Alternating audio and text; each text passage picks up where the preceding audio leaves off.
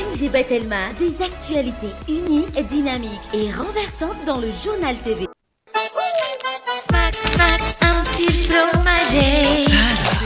Smack, like offre tafatsiro, sady foana inanazy. Sokobis, gaska tsara. Fianambidy hatramin'ny 10 isanjato manerana ny magazay Batimax rehetra ary 12 isanjato be izao kosa ho an'ny rayon carrelage sanitaire luminaire. Tandremo tara sao disanjara. Batimax, la qualité au meilleur prix.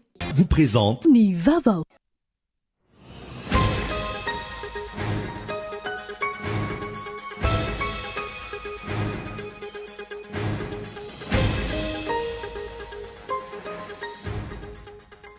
Rahovina voanana rafitra tena maleo tena isika eto Madagasikara ka ho fitsarana avo araka ny tokony ho izy ny asan'ny fitsarana avo momba lalam-panorenana. Rahovina vao foana tanteraka ireo fanontaniana sy ayay apetraky ny mponina manoloana io rafi-pitsarana ambony eto Madagasikara io.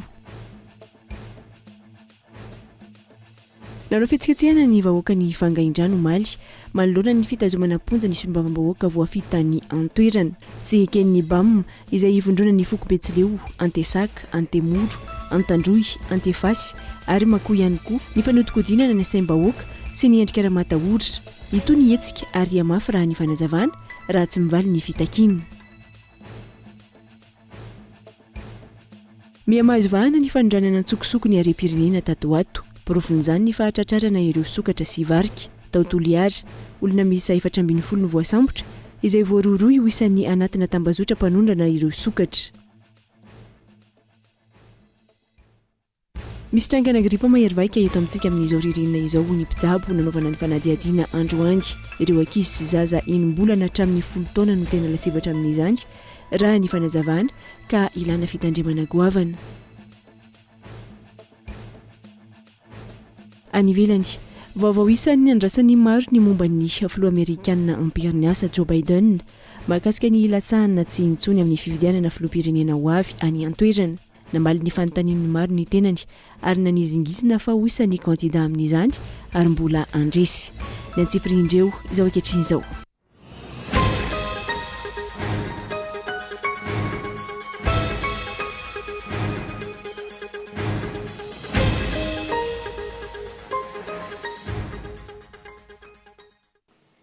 Sabotsy fahenany volana Jolay taona 2024 falitafahoana amin'indray ny tena kitomboko lasy tompo avy ato anatin'izao fampahalalam-baovao izao aterina ny araba ary ampitiavana no anasananao anjo izany hatramin'ny farany matoan-datsoratra avy hatrany. Raha oviana vao anana rafitra tena maleo tena isika eto Madagasikara ka ho fitsarana avo manaraka ny tokony ho izy ny asan'ny fitsarana avo momba lalam-panorenana. Raha oviana vao foana tanteraka ireo fanontaniana sy aya apetraky ny mponina manoloana io rafi-pitsarana ambony eto Madagasikara io. Matoan-datsoratra. Faheno matetika teto amintsika hatrizay ka hatramin'izao indrindra rehefa fotoam-pifidianana ny hoe tsy voaja ny tanitandalana eto amin'ny firenena. Tsy matoky ny ACC ny mpanao politika sy ny olo-pirenena. Mampanahy ny firaisana tsy kombakomba amin'ny governemanta ka tsy voaro intsony ny lalam-panorenana. Mampanahy ny tsy hisy ny fifidianana madio, mangarahara ary eken'ny rehetra satria tsy azo antoka fa iantoka fitsarana ara-drariny ny ACC. Hita taratra fa tsy maleo tena ny ACC ary misy kisarisary politika ny fanapahan-kevitra raisiny. Faneho-kevitra miainga amin'ny zava-misy efa niainana avokoa ireo ary faneho-kevitra iraisan'ny rehetra.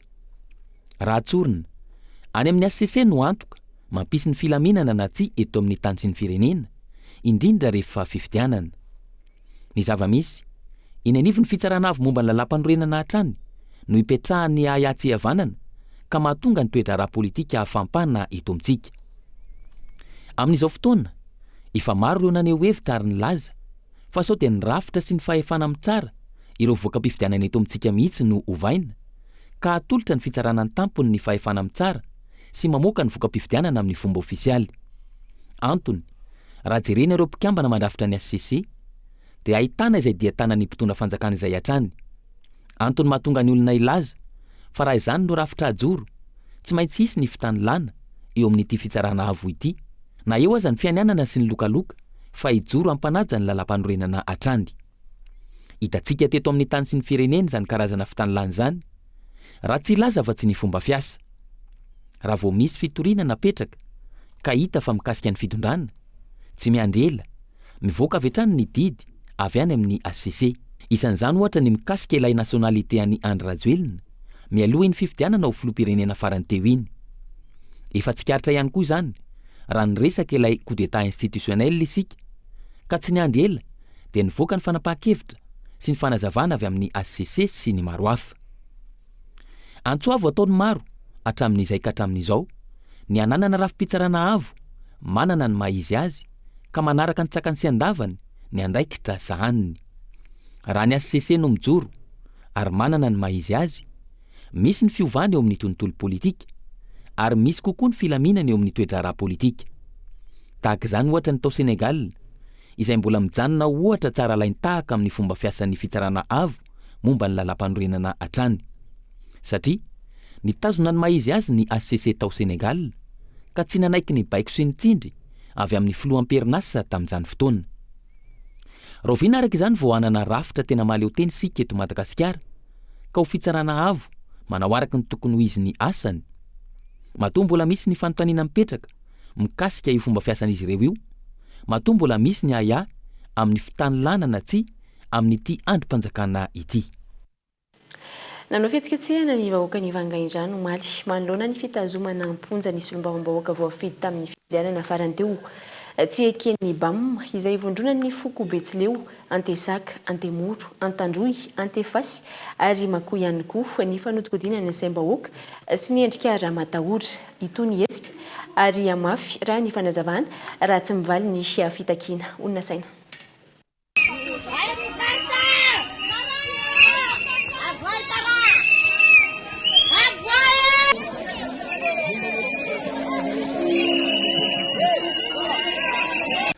Nanomboka omaly ny fihetsiketsehana nataon'ireo mponina tany Vangaindrano ho fitakiana ny fivoahan'ny solombavambahoaka Mafitara Silvestre. Nanomboka teo amin'ny tobin-tsoloka hatreo amin'ny tetezana menanara ny diabe nataon'ireo vahoaka niditra antsehatra ny mpitandro ny filaminana nandrava izany saingy tsy natohitra ireo vahoaka. Ampanginina izy ireo Verezinjo noho ny kajikajy politika raha ny fanazavana ka mijoro amin'ireo komuna araka amin'ny 30 mandrafitra ity distrika ity mitaky ny amoahana ny solombavambahoaka. Fitakiana izay iarana amin'ny fikambanana BAM ivondrona ny Foko Betsileo, Antesaka, Antemoro, Antandroy, Antefasy ary Mako.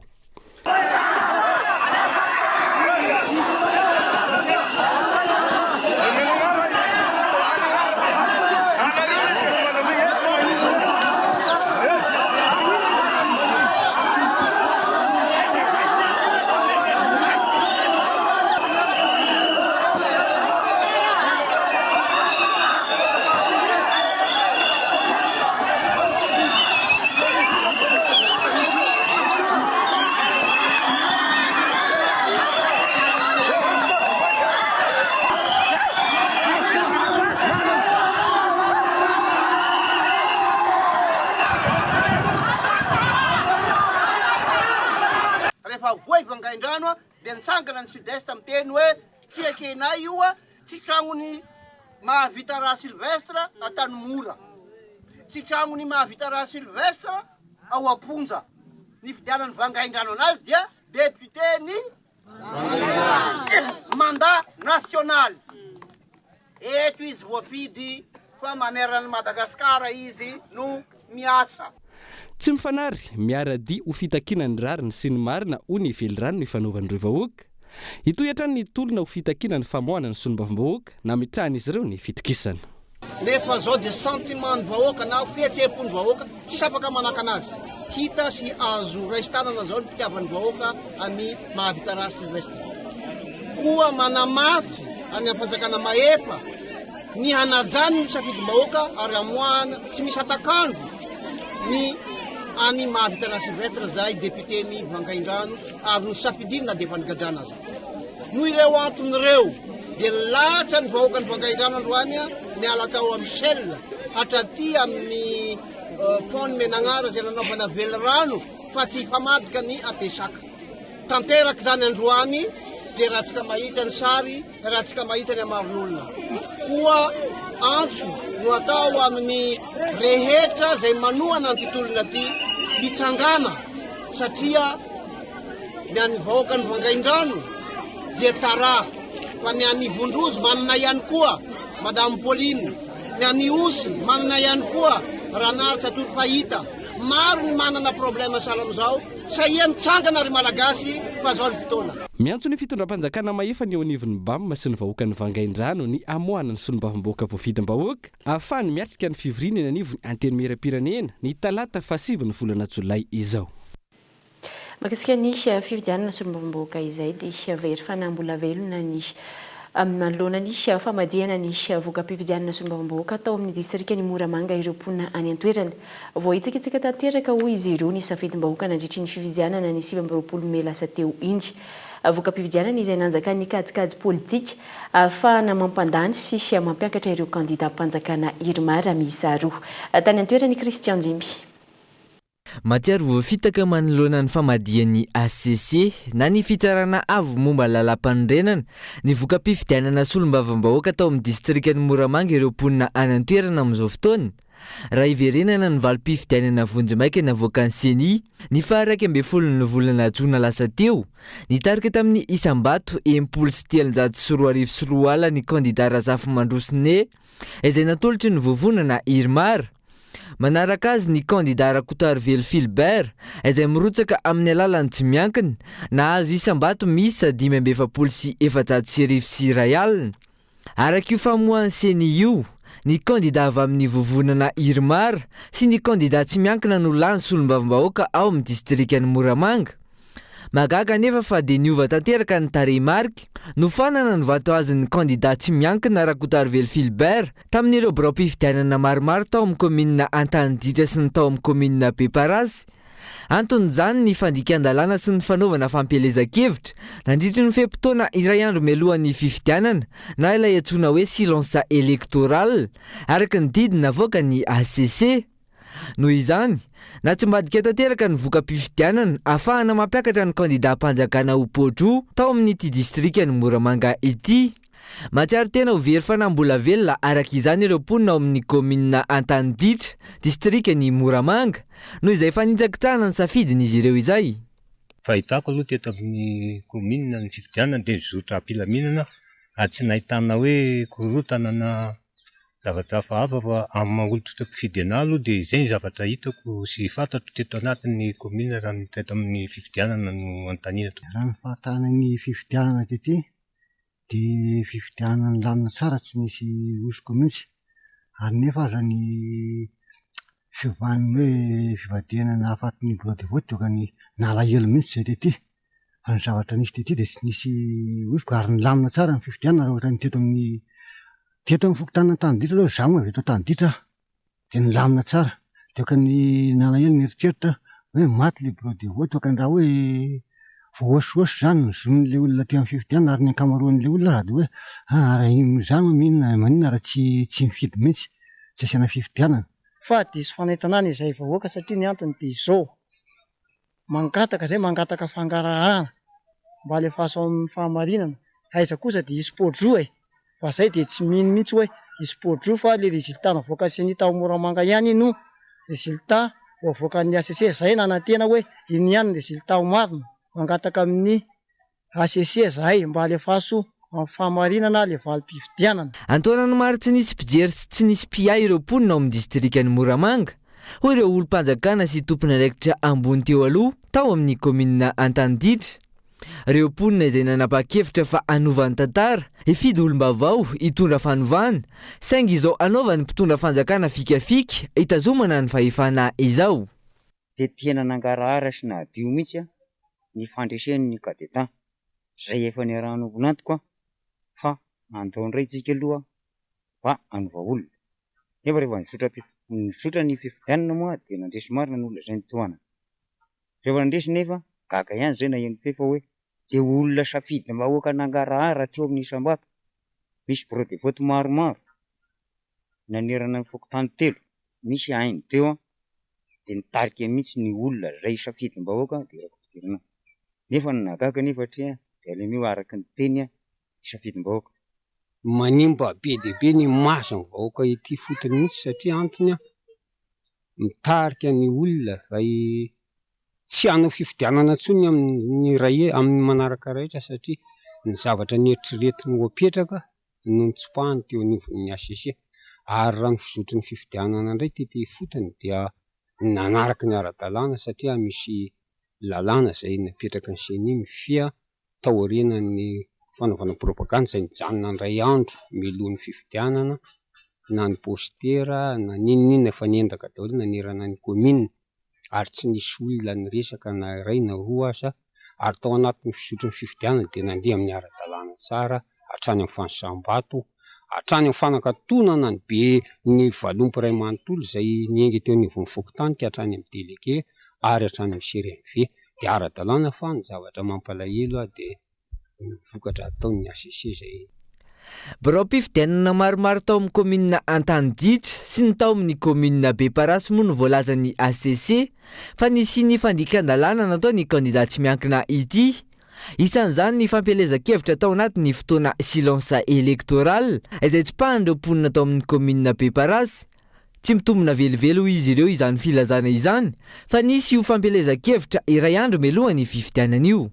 Tsy marina zany tompoko satria raha tetentiorina zany aloha dia tsisy propaganda eo talohan'ny fifidianana zany tsisy fifidianana natao mihitsy propaganda tompoko alava nefa tsy marina zany fa tao taty aminay zany dia nangarahara mihitsy na ny fanosana na le isan'ny vato indrindra fa ny candidat zay tokony ho lany tao toerana misy anay zany zay tokony nampalahelo anay tompoko mpanjakana teo aloha zany zay fa mba mila fiovana vaovao indray zany mba ilainay tompoko. Tena nalahelo zay satria le solom-bavomboaka fidianay lasa tsy mitondra ny komina dia tena nalahelo be zahay satria fa tena nanana fanantenana be nahita n'le isam-bato zany dia nanana fanantenana be zahay. Nalahelo ny tena ny ray aman-dreny tety satria ny zotsam-pilaminana ao zay teo ambonin'andro teo ny fifidianana ary tsy nisy alabato tsy nisy zavatra kely na bitiny akory ary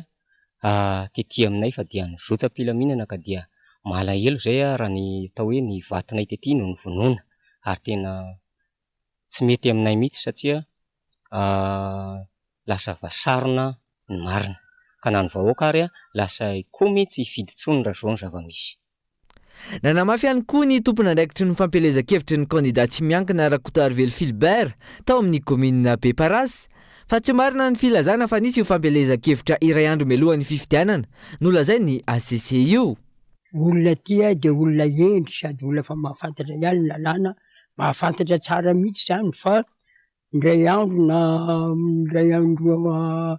alina tsy atokavan'ny latsabato dia efa tsisy propaganda mihitsy zany taty noho izany na alahelo mihitsy zany zay avoaka mpifidianana zay nieritreretinay fa mba ho lany candidat zay nitohananay nefa dia nifoanana izy teo anatin'ny fifidianana valo akory. Ny nahagaganay zany raha ny tena marina tokon'le olona fidianay sy ny anankiray teo amin'ny Urmara no lany nefa dia natombadika moa le izy rehefa tonga tany amin'ny ACC fa dia lasa podro zany zareo. Nahagaganay koa nefa fa taty mbola tsy mivoaka akory ny mivoaka mpifidianana ofisiel dia efa fantatry zareo fa tsy maintsy podrony anay dia variana daholo ary zay ary noho izany zany tena nisy antsimbadika ary tena politika ratsy mihitsy natao amin'izareo noho izany zavatra izany dia tena malahelo aloha zay ny fokon'olona.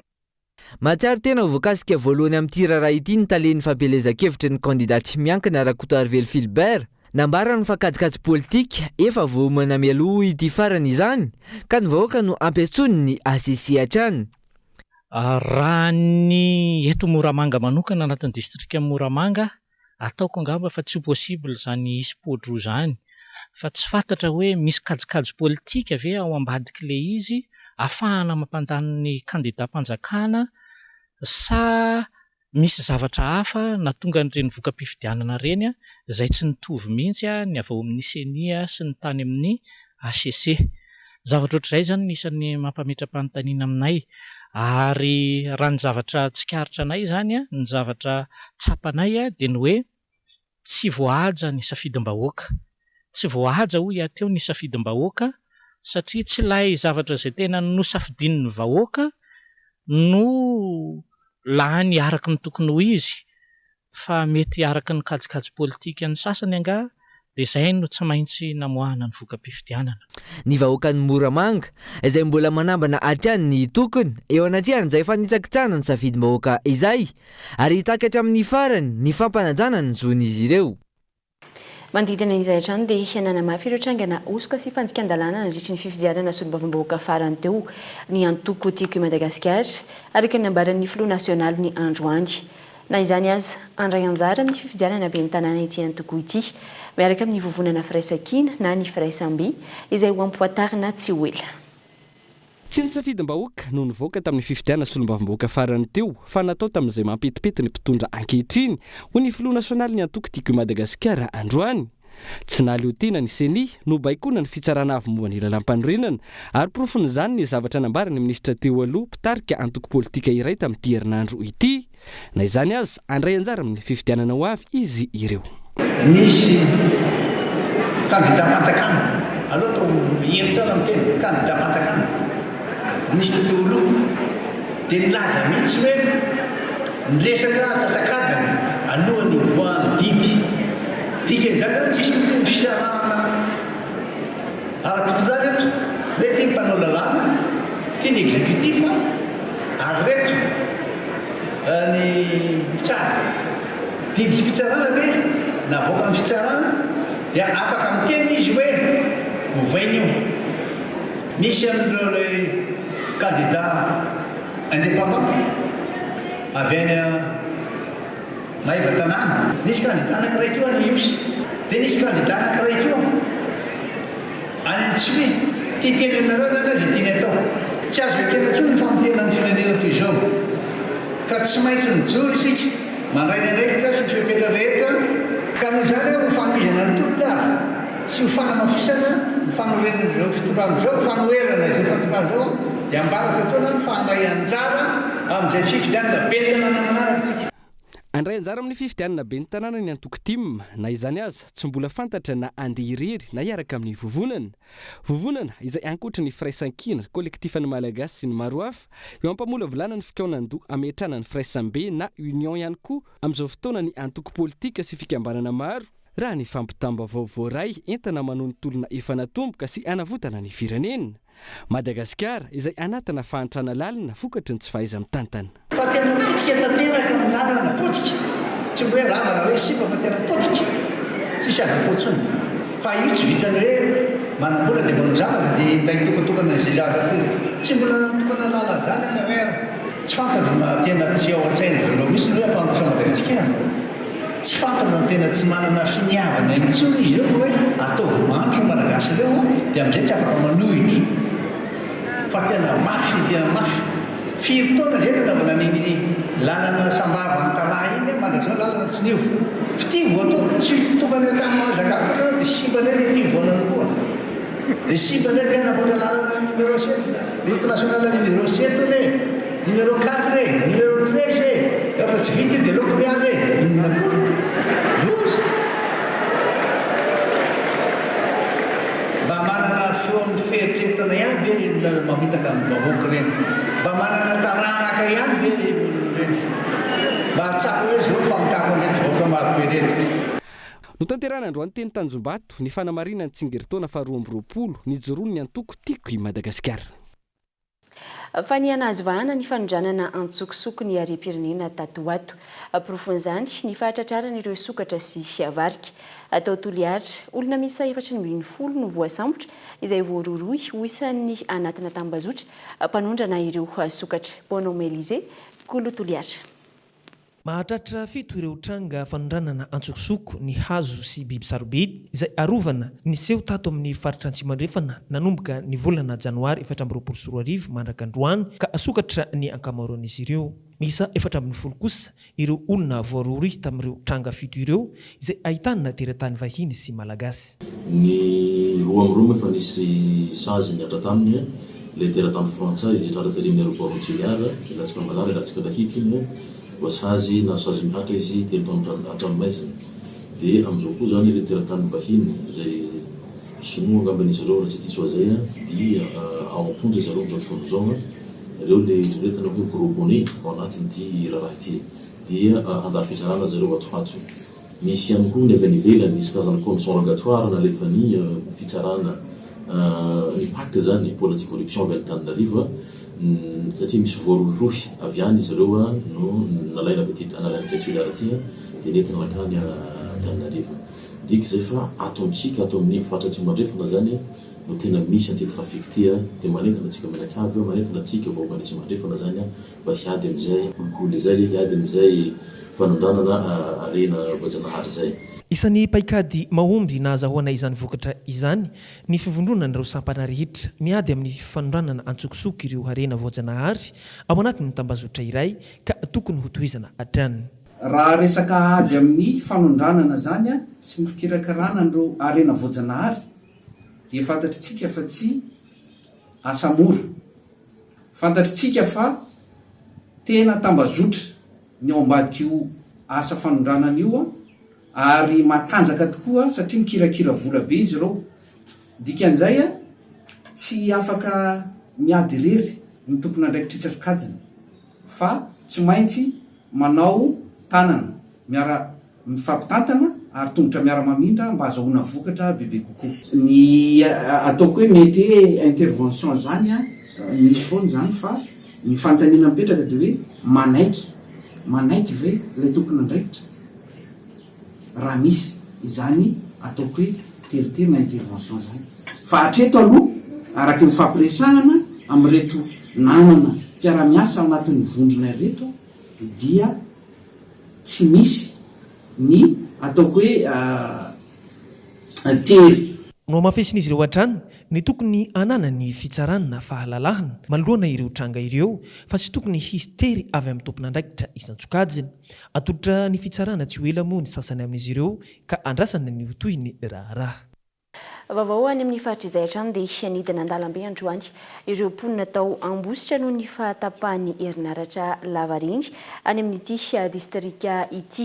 Ireo fanampanantenana ny vahoaka hoy izy ireo tsy misy ny famoronana azy ireo efa miasa indray izao hiarany antsojay izao.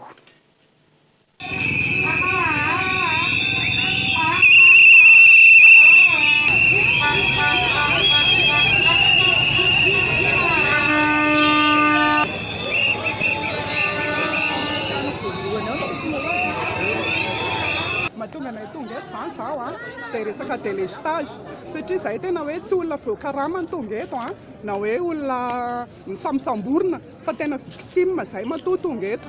Ny zanakay tsy misakafo rehetra mikarama tsy possible mihitsy hoe lehilahy rehetra zao ny avelona vady aman-janaka amin'izao fotoana izao a fa tsy maintsy victime daholo olona rehetrarehetra hitanareo rehetrarehetra. Za manao coiffure ny asa mila jiro zany dikan'izany fa tsy haiko tsony hoe efa firy andro zay a fa maly tontolo aloha zay tena tsy miasa mihitsy maly tontolo any client anay tapitra votra.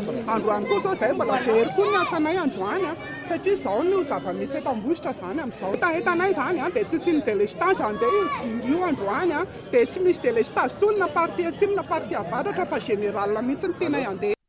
Mahakasika ny fahatapahan-jiro izay hatrany dia tsy vaovao amin'ny isan'ny tokantrano intsony ankehitriny ny fahatapahan-jiro Lavariny eto Antananarivo sy ny manodidina.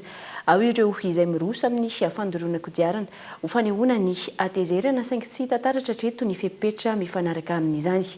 Fandroana izao tao anatin'ny iray volana no nanao hetsika manoloana izany fahatapahan-jiro izany ireo mponina tetsy Ivato. Omaly tsy miova ny olany fantapahany herinaratra eto Madagasikara. Vao maika mihamafy izany raha ny fitarainany ireo mponina.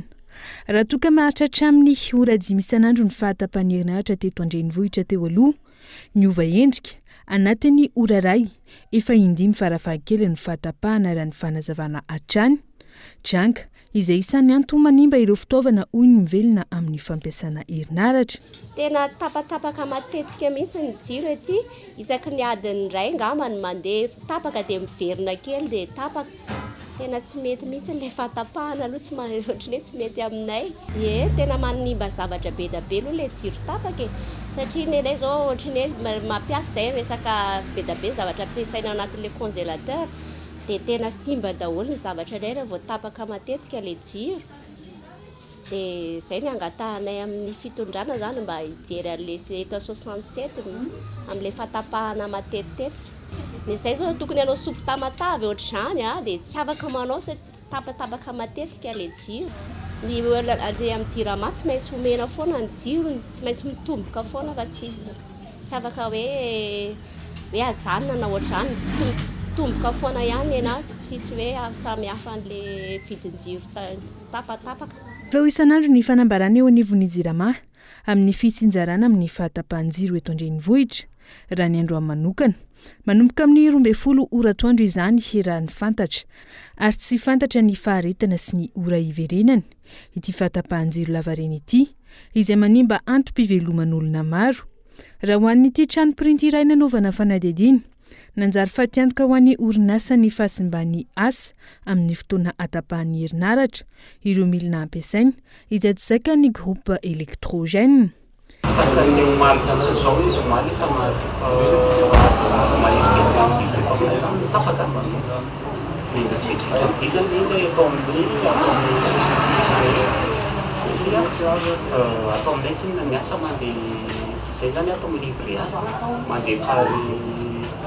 Mandeha di l'impression di sama fatiantoka tena misy fatiantoka satria ny asa rena remplacer zay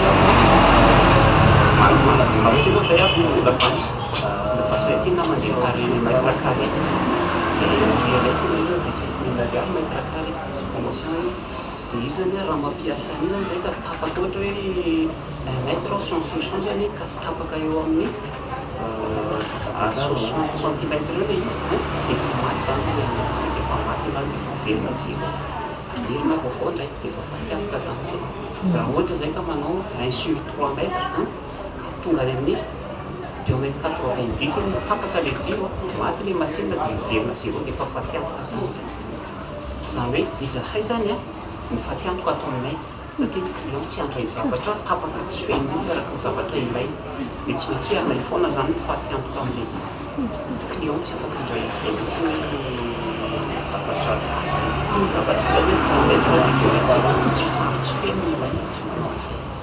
Raha ny fampitamba-bao avy amin'ny Jirama hatrany fahatarana amin'ny fahatongavan'ny sambo mitondra solika mavesatra no antony fahatapahan-jiro eto amin'ny tsika amin'izao fotoana ny Jirama izay miantehitra amin'ny solika mavesatra na teo izany fihebiebony ity fitondrana ity amin'ny famokarana angovo azo avy amin'ny masoandro izay ivina vao omaly ireo mponina tetsy vato no nidina an-dalambe nanao hetsika fanarana amin'ny fahatapahan-jiro izay ny fandorana kodiarana mariky ny fahatezerana izay efa fandroana izao tao anatin'ny iray volana saingy tsy nisy fepetra mifanaraka amin'izany.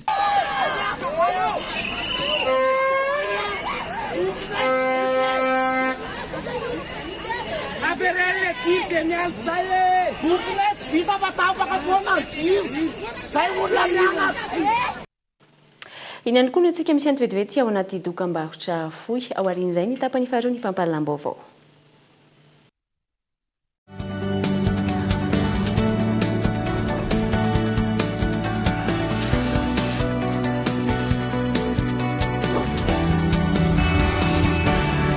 Et ça continue! C'est encore gratuit! Toujours gratuit! Tu parles toujours de... L'installation de la fibre! Et oui, ça reste gratuit! La promo continue jusqu'au 31 juillet 2024. Profitez-en! C'est le moment de prendre la fibre Go, la fibre Family, la fibre Home, la fibre Home Plus! Ras de ses collègues de Telma se feront un plaisir de vous installer la fibre gratuitement. L'abonnement est à partir de 99 000 RTTC par mois. Mais l'installation, c'est gratuit!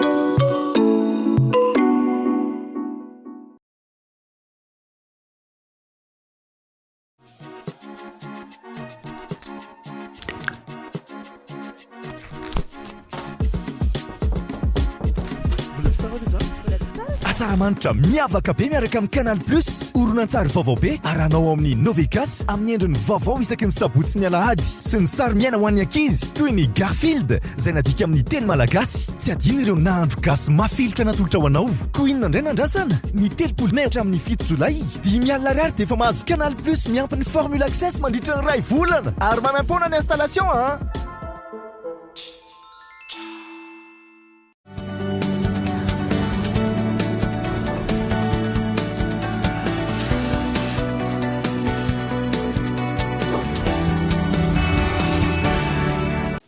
Taverna somatsara atao anatin'ny tapany faharoa ny fampahalalam-baovao.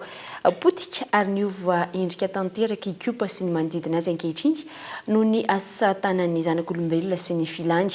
Maloto ny rano, potika ireo fefiloha ary mangadiady izay rehetra manamorona ny rano. Fanadihadiana. Fomba fiteny mahazatra ilay hoe aza manao toy ny ranon'ny kopa tonga namana vao mavomavo. efa tsy mitombo ny intondry zany raha ny fanehoan-kevitry ny mponina noho ny zava-misy ankehitriny eny kopa sy ny manodidina azy.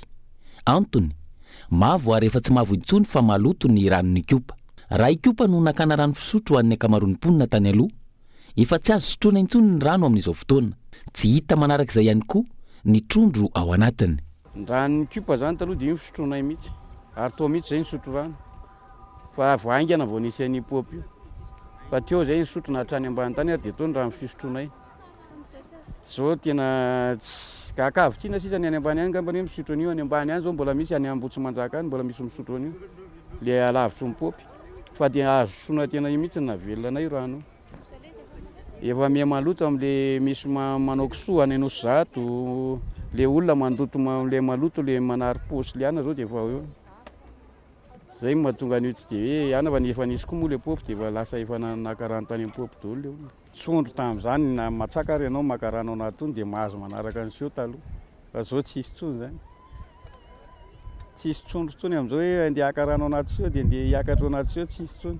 Trondro efa mevitsy satria efa manaraka an'le vanim-potoana le izy dia manaraka an'izay koa.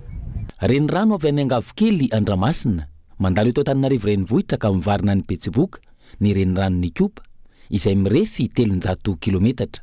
70 taona aty aoriana hoy ity raim-pianakaviana ity, niova endrika tanteraka ny manamorona ny kopa.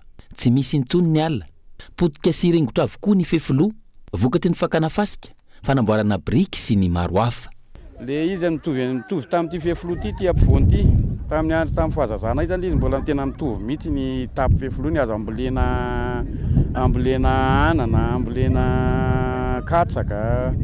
Tamin'izany fotoana fahazazana izany izy dia mbola avo tsara fa tsy le olona zany efa misy tompotompony daholo iny dia le olona moa mafiady dia brika le fivelomana ety amin'ity tanàna ity, faritra Andotapenaka, Ambaniala, iny izy teo iny Ambohitsimanjaka iny.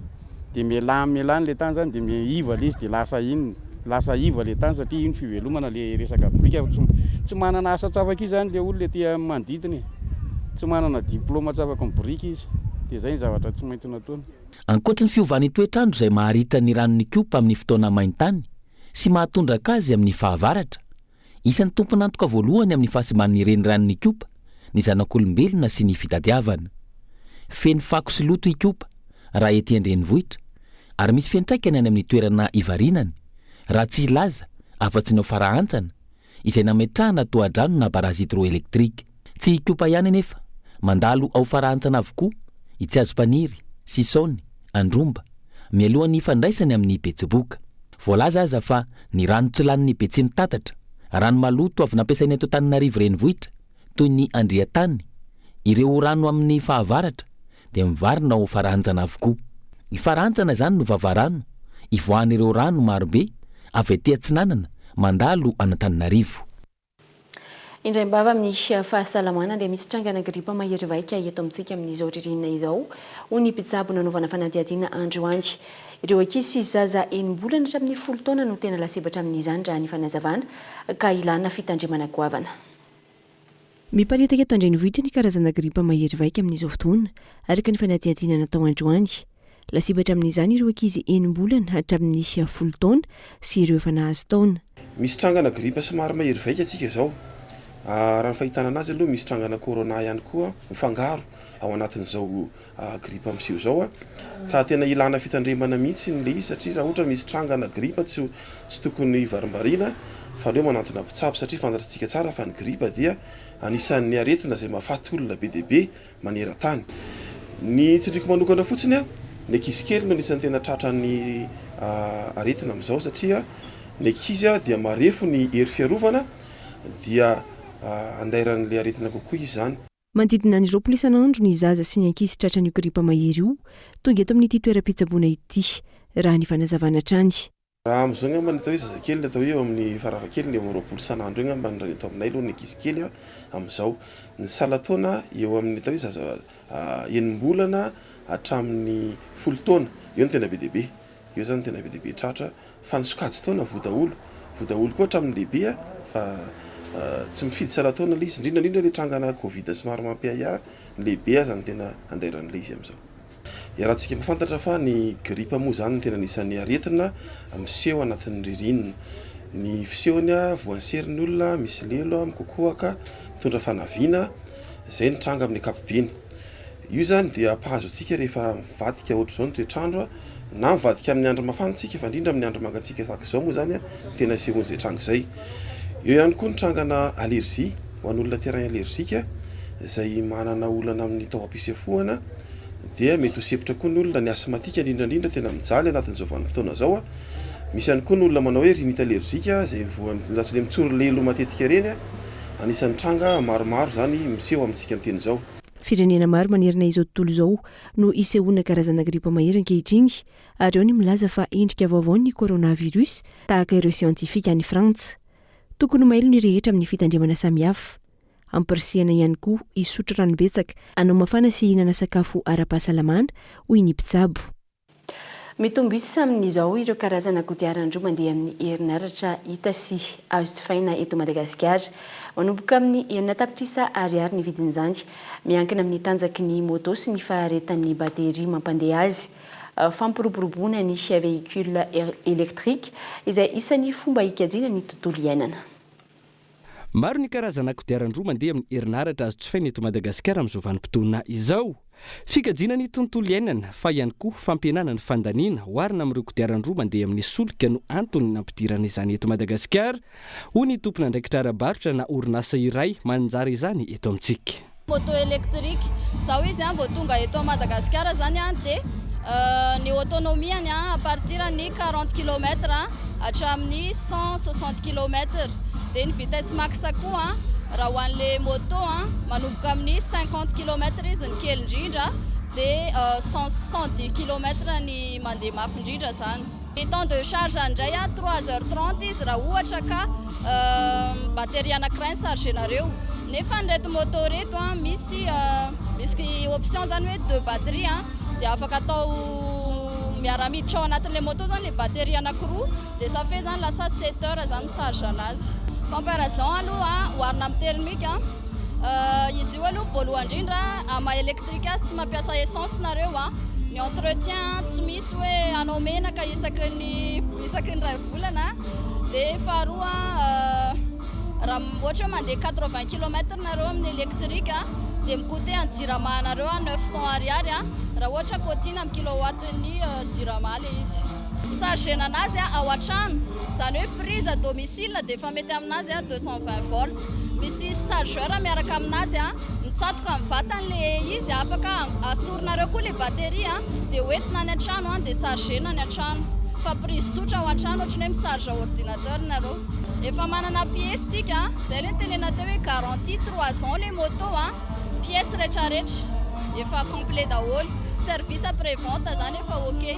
Manomboka amin'ny 4 ariary ny vidin'ny kodiaran-droa mandeha amin'ny herinaratra eto Madagasikara. Miakatra ny saran'izany miankina amin'ny faharetan'ny bateria sy ny tanjaky ny moto. Amin'ny maresaka avy any ivelany dia vaovao isan'ny anandrasan'ny maro ny momba ny filoha Amerikana amperinasa Joe Biden mahakasika ny ilatsahana tsy intsony amin'ny fifidianana filoham-pirenena ho avy any an-toerana.